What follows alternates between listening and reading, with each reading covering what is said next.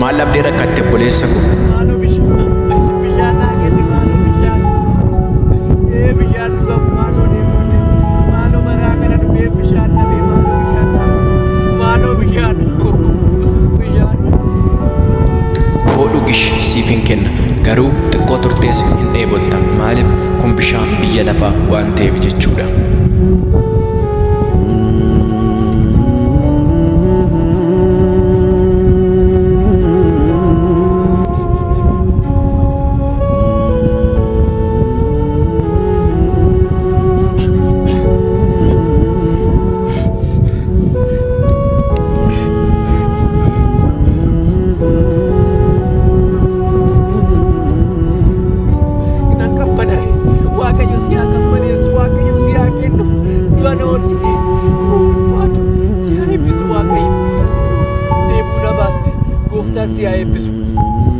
Ati garuu waan baay'ee dadhabdeef karaa dheeraa waan deemteef aduu nama koo keessa deemtee waan dhugdu waan dhabdeef bishaan dhugdu waan dhabdee waan turteef jechuudha. Waan baay'ee dheebotteef bishaan kana garuu amma argattee baay'ee gammadde foon keetis baay'ee gammade garuu dubbichi akkas miti dhuguma siin jedha.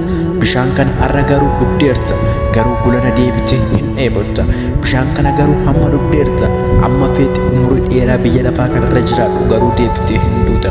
Garuu ani waan misiraachoo sii fide oo misiraachoo namni bishaan jireenyaa wayii dhuge bara baraan hin dheebotu bara baraan hin jiraata. Namni bishaan jireenyaa san dhuge lammata deebi'es hin du'u bara baraan darbee hin jiraata.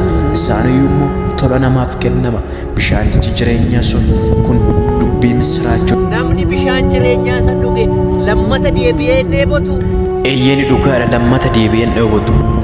Namni bishaan jireenyaa san dhuge lammata deebi'ee hin du'u bara baraan jiraata. Eeyyen dhugaadha bara baraan jiraata.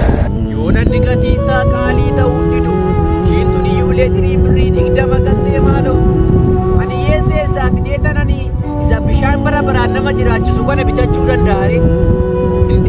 Bishaan isa lammata nama hin dheebochine kana ani yeessee isaa fidee bitachuu danda'are. Yoo namni birrii isaa guddaa ta'uu baay'ee qaalii ta'uu birrii isaa. Aaga dhaga'i obboleessa koo fayyinni kamiyyuu birriidhaan maallaqaan hin bitamu tola namaaf kennama bishaanichi jireenyaa sun eeyyee dhageessite tola namaaf kennama. Tola namaaf kennama. Eeyyeni dhugaa waaqayyo tola namaa kennama. Bishaan bara baraan nama jiraachisu. Eeyyeni dhugaa waaqayyo gooftaa maccaati toluma namaaf kennama tola bilisa. Yoo bishaanicha dhuge lammata deebi'ee hin dheebotu garuu immoo tola namaa kennama. Eeyyee dhugaadha tola namaaf kennama siif kennuu fudhattaare.